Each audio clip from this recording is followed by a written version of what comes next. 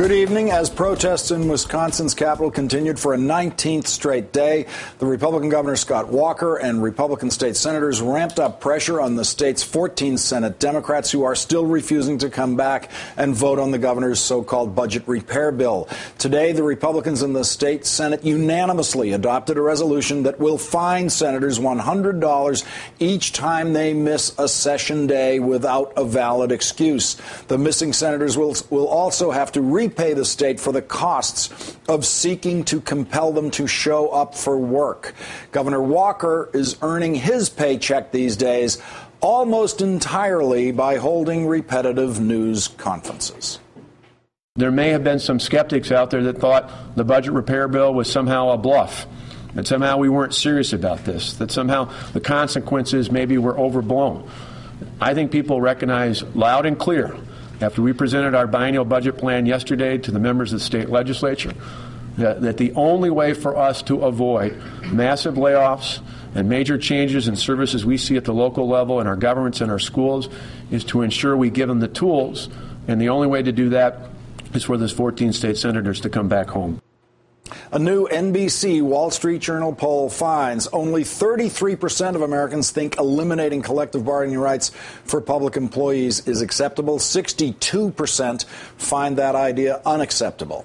The political advertising wars have begun in Wisconsin. The Progressive Change Campaign Committee and Democracy for America launched this ad in Milwaukee and Madison today.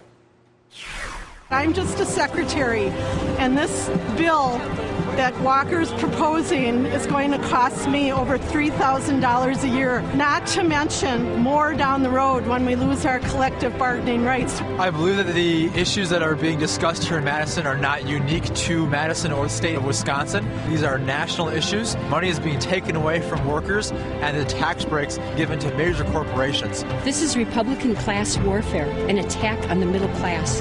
This is a battle we need to win. Joining me now, 4 protesters who have spent nights sleeping in the state capitol. Sherry Grass Red Fox, who's a nurse. Mary Liebig, a customer service rep for a local phone company. Karen Turk, a student services coordinator for the University of Wisconsin. And Tom Annis, a paving foreman whose wife is a teacher. And also joining us is Republican Wisconsin State Senator Glenn Grothman, who had this to say about protesters sleeping in the state capitol building on this program last night. We're trying to keep some people out of the building because right now the building's becoming a pigsty. People are staying overnight. The building smells. We can no longer continue to have all these slobs in the building. Senator Grothman, you've had quite a reaction to that statement last night. Would you like to apologize to these protesters for referring to them as slobs? Well, I'll maybe qualify what I said. Some of them are friendly slobs. Some of them are lovable slobs, but they're still slobs. I should have added that, by the way, I walked in there last night after I gave my interview, and they snore a lot, too. They're kind of loud, but some of them are friendly and lovable. Sherry, you're a nurse. Last night, Senator Grothman said that it wasn't nurses, it wasn't police officers who are out there. It's slobs. What do you have to tell the senator about who is running this protest and who are spending their nights in the Capitol? Well, Senator, I'm a nurse, and I've been here. This is like my 5th night, and I'm an American citizen here in a building that I paid taxes for since I was age 16, and I'm going to be 50, and it's an honor to be an American and exercise my rights and to be in this building here. Mary Liebig, fighting for our rights. Mary Liebig, what do you have to say to Senator Grothman? No, it's not. Well, I think he's kind of exaggerating a little. A lot of us are cleaning ourselves up in the Capitol bathroom. If we were allowed the access that the people of the Wisconsin are supposed to get, where we can come and go through that building, maybe we could go home and take some showers. Because believe me, if he smells anything, it's not because we want to smell bad. It's because they're shutting down the Capitol and not allowing that Capitol to be open as it legally is supposed to be. Karen, how does it make you feel to be called a slob by one of the senators in the building? Well, I think he's really mistaken by trying to marginalize the people in that building. He's marginalized them as just a bunch of students in there having a party. Since the citizens have been locked out of the house, there is a greater majority of students in there because they have a little more flexibility. They have less family responsibilities. They can stay there, whereas some of us with more obligations have to leave, and then we cannot get back in. And I did talk to some students in there, and they do have a message for the senator. They said that it's not a big party, that 4 days without fresh air, showers, and beer, sleeping on cold marble surrounded by 100 police officers is not their idea of a party. Senator Grothman, you've been smiling and kind of chuckling at what you're hearing from these protesters. I don't know, in your camera position, Senator, can you actually see these protesters on a monitor? I saw a few of them. They brought up another interesting point. They are kind of using the bathrooms as showers, which I would say is another definition of a slob. But they sound like very nice people, and I've talked to several of them. I'm sure they're very nice, but and having a bunch of college students spend the night on the air mattress with their girlfriend, I mean, to me that doesn't sound like, I think there's an element of joy in that.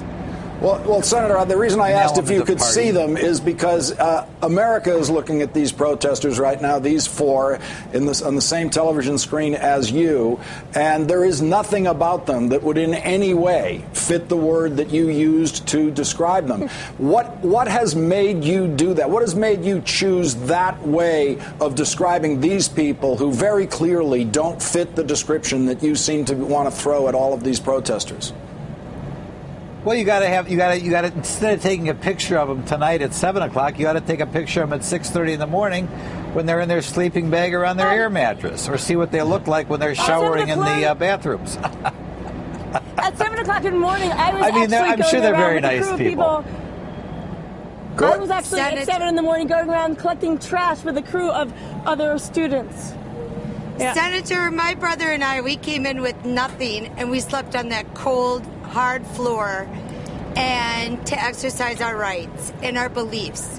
That's true. Most of them have air mattresses and sleeping bags, but some are just on the floor. Okay, but we were not allowed to bring anything in, and we did not care because our presence here representing American rights and our right to be free and to speak is we're sleeping on a cold, hard floor. And that's what we did. I was gifted to have a sleeping bag and a pillow last night. And I'd also like to know, Senator, what you look like when you get up first thing in the morning. Yeah. I'm sure you're not a pretty picture either. This is what I look like this morning. Tom, I want to get Tom Annis in many here. People. Senator, let me get Tom Annis in here. He hasn't gotten a chance to speak yet. Tom, I want to get your reaction to the senator's description of who's in these protests. You've been there. You've been there overnight. Give us your description of who you have been protesting with inside that building and on the grounds around the Capitol. Well, there's private business people here. There was a lady from Stevens Point that's in there. There was a lawyer in there. There's iron workers. There's a firefighter. There was a carpenter in there. A cop. And I don't think they deserve to be called slobs. Yeah. No. And I mean, Senator, you don't have to put somebody down to bring yourself up. This is America, and workers are not slobs. We want to respect senators, and we deserve the same respect as any senator does. And we just don't like this slob. It's just not very respectful, and it's not very professional. No, name calling isn't going to get us anywhere. We need to work on solutions to the problem. Yeah. So the name calling needs to stop. Beings. We don't appreciate it. Yeah. Senator Grothman, go ahead. Well, I tell you, I've had this job for quite a while, and I've seen literally tens of thousands of people come through the Capitol and express their opinion on this bill or that.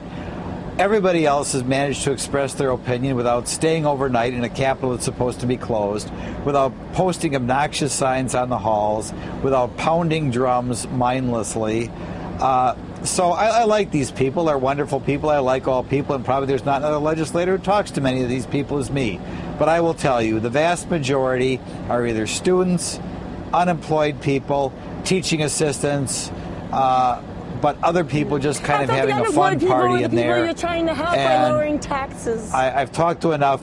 When you have 500 people staying overnight, obviously you can pick a few people out there who have a more serious job, and they're wonderful people. I'm sure they're having a wonderful time.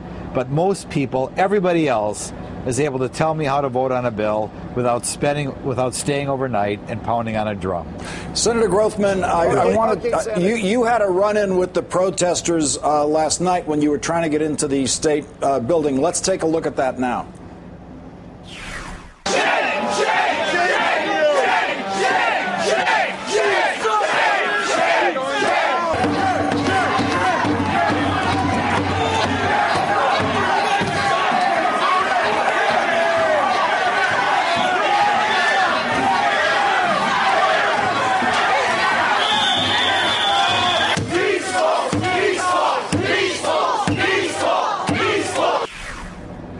Senator, did your comments about the protesters have anything to do with having gone through your own personal experience with the protesters last night?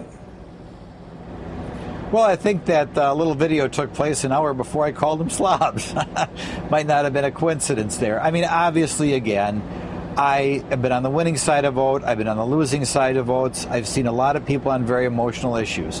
Normally, people on whatever those emotional issues are, the environment, deer hunting, pro-life issues, they are able to exist without chanting at people, harassing them, yelling at them. It's just a further example you're getting a different breed of person opposing Governor Walker's initiatives. Senator Grothman, I have to tell you that from where we are sitting, we are looking at these protesters. You're not in a position to control our image of the protesters with your words because our cameras have them. They are here discussing this with us. These are as responsible a set of citizens as I think we could put in front of a camera. It seems to me that when are you serious? I have to. Yes, you've got to see who these other four people are in this frame with you, Senator. When you call them slobs, it makes it seem as if you have absolutely no substance to your position, that you're just down to name calling. Did you see that tape a second ago, which happened before I called them slobs? Did you see the people screaming in my face? I mean, these are not the normal sort of people who come to Madison to say this or that. Mary, so obviously you're dealing with a different breed of people. These people were yelling shame, Senator. What breed? Can you describe us in more detail? What breed we are talking about is do you mean the middle class, Senator? And we're out there by the millions. And what we were saying, or what those people were saying last night was shame. They weren't calling you a name, they were saying shame. Because what you and the rest of the Republicans are doing is shameful to the Wisconsin people. What you're doing is shameful to the Wisconsin people. And if you think we're nice and wonderful, you don't call us slobs. And what Governor Walker is doing is an extreme thing that's never happened to Wisconsin before. So it's taking extreme measures. He's not listening to us. So we have to do the things we have to do. Governor Walker is a very kind person. Governor Walker is a very kind person, and he is trying to make sure that the state employees or local employees. Senator, where he's a very kind person. Senator Grothman, I want to get to the technicals of where we stand on the bill right now. I know Governor Walker. He's a wonderful husband, wonderful father. Yes? Senator Grothman, we have passed through a couple of deadlines that the governor has outlined, a couple of deadlines that we've already passed through. What happens next with this bill? Well, I think Governor Walker is going to be forced in a difficult position. I mean, he wanted everybody to take a small cut so nobody got laid off. If eventually we can't do the small cuts, I think Governor Walker is going to have to give some of these state employees a 100% cut. And I know Governor Walker desperately does not want to do that. We all agreed on the cuts. You are taking away our rights to bargain for things like classroom what you don't understand is the federal employees do not have collective bargaining rights at all, which is less than you have. And the reason the federal employees don't have collective bargaining rights is because Jimmy Carter got rid of them, and Barack Obama kept them away. Now, you're expecting Scott Walker to give you far more rights than people like Barack Obama wants you to have.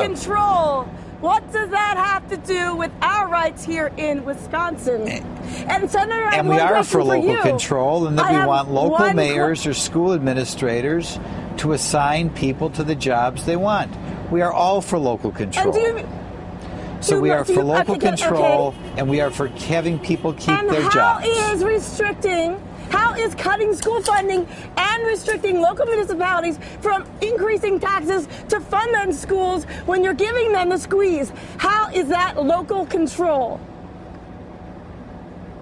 Well, it's local control because we're going to allow school administrators and mayors to assign people however they want. You are mandating restrictions on local government.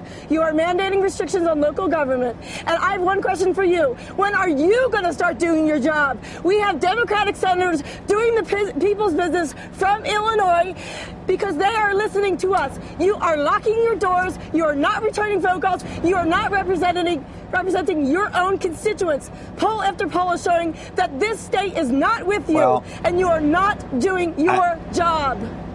Exactly. All right, we're going to have to. I think we have a. Go ahead, Senator. Just the final word. I think we have a problem here in that, like some other people, they don't seem to understand they're not the only one talking to us. And while I may hear a couple people like these people in Madison yelling at me, if I go back to my office and pick up my phone, all I get is people calling from my district telling me to stick with Governor Walker. So these people have to realize that not everybody thinks exactly like they do. Senator we are a very diverse state. Senator Grothman, before we go, we're going to have to wrap it. We're going to have to wrap this segment right here. Senator, what sacrifices are you I'm making? I'm going to have to end the segment now. Before we go, Senator Grothman, I would like to offer you this opportunity to offer a decent Wisconsin apology to these 4 protesters who have appeared with you and to the other protesters at the Capitol who clearly are not slobs. Well, I have told them that they are lovable and likable. That's as far as we're going to go, but I think the world of them. All right, I want to thank you all for joining me tonight. I want to thank the 4 protesters for joining me. Like all the rest of and us. Wisconsin State Senator Glenn Grothman. To make this world Thank you for joining me again tonight. Thank you for having us. While workers are fighting for their rights in Wisconsin, workers in Ohio may have just lost some of theirs thanks to some shocking Republican legislative maneuvers. Progressives say this Republican attack on unions is really an attack on the middle class. Adam Green from the Progressive Change Campaign Committee is next. And later,